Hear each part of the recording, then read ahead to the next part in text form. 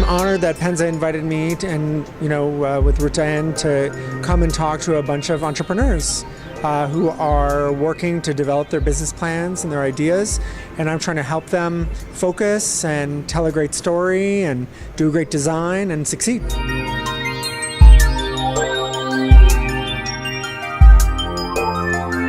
For the most part, I'm telling them to keep things very simple and to be themselves and to not try to do things that other people told them were smart to do, but kind of stick with what they know, because it's all anybody can really do.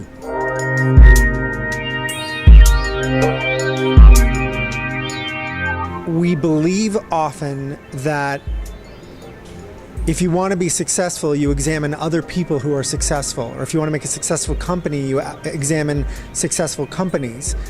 And I'm not sure that's the best strategy. If you're in a war, and you say you have 25 soldiers, and you say, okay, you're going to go take that hill.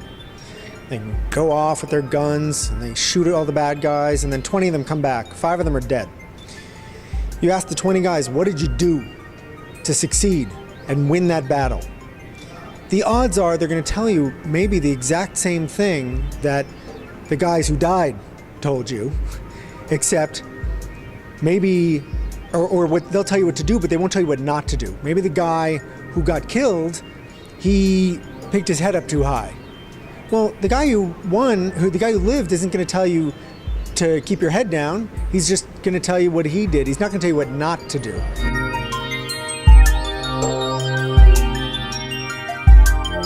The biggest thing I've seen so far is that people are struggling to tell their story simply. And I don't think it's because they can't tell a simple story or recognize a simple story. I think it's because their story isn't simple. And I think it's so hard to make a successful business that if you're not doing something simple, you have no chance. So I think helping them tell their story simply is a way to make sure their story actually is simple, that they really are doing something simple. I think the single hardest thing for a company to do is to find a product or a service that people actually care about and want to incorporate into their life or into their business. That's the single hardest part. Once you find that, I've seen people who are really terrible at business make lots of money. I've seen people who are amazing, people, smart, talented, brilliant ideas, but they never found something that people wanted and they failed.